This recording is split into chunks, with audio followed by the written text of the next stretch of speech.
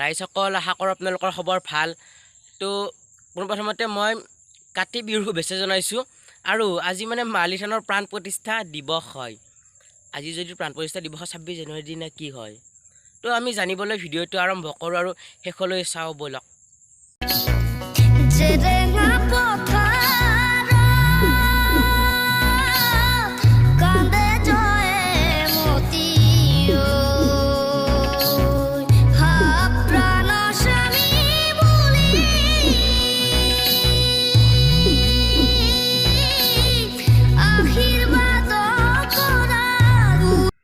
আৰু এই দুজন মোৰ আতা হয় আৰু মন্দিৰ পৰিচালনা সমিতিৰ বিষয়ববীয়া হয়।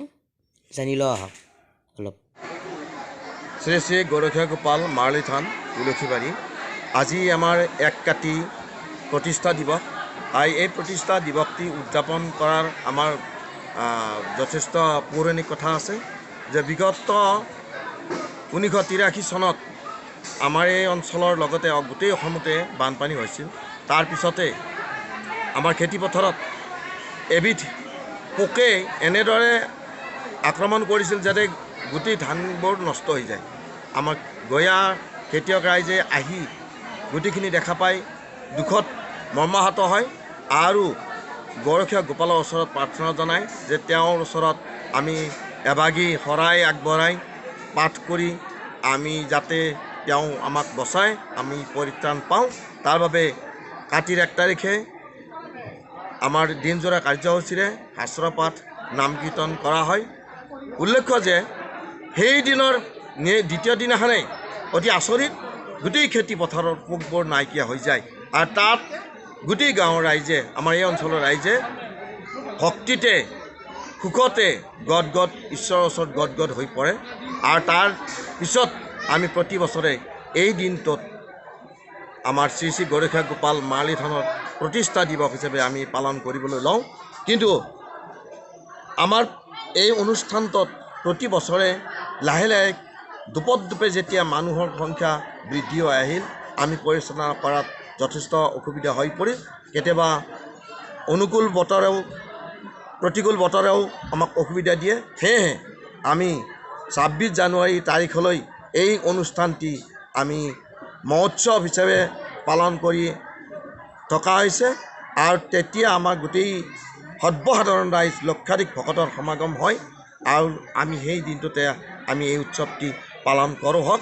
আৰু পালন কৰি আমি প্ৰত্যেকেই এগছি বন্তি এখনি শৰাই তেওঁৰ ওচৰত আগবঢ়াই সকলোৰে কামনা যাতে পূৰণ হয়, মংগল হয়, ৰাইজৰ মংগল হয়, ৰোগ বোগ জৰা ব্যাধি আদি সকলো নাইকিয়া হয়, সকলোৰে সুখময় সংসাৰ হৈ পৰে। তাৰ বাবে আমি কামনা কৰি ঈশ্বৰৰ ওচৰত প্ৰাৰ্থনা জনাওঁ। আৰু এনেদৰে আমাৰ এই অনুষ্ঠানটো চলি আছে আৰু বৰ্তমানে চলিছে আৰু আগলৈ যাতে অনুষ্ঠিত হয়, ভাল হয়, তাৰে আমি কামনা কৰিছোঁ আৰু সকলোৰে সহযোগ বিচাৰিছোঁ। অহা 26 জানুৱাৰী তাৰিখলৈ আমি আটাইকে এই অনুষ্ঠানটি উপস্থিতি আৰু সাফল্যমণ্ডিত কামনা কৰিছোঁ। ধন্যবাদ। আৰু এয়াই আছিল আজিৰ দিনটোৰ বৈশিষ্ট্য। আৰু বতৰৰ ওপৰত লক্ষ্য ৰাখি এই প্ৰাণ প্ৰতিষ্ঠা দিৱসটো 26 জানুৱাৰীৰ দিনলৈ হেৰি কৰা হয়, বুজি পাইছেই। আৰু এতিয়া আজিৰ দিনটোত এতিয়া ভোগ গ্ৰহণ কৰিব ভক্তপ্ৰাণ ৰাইজে। এয়া ভোগ গ্ৰহণ কৰাৰ কিছু দৃশ্য আপোনালোকক দেখুৱাইছোঁ।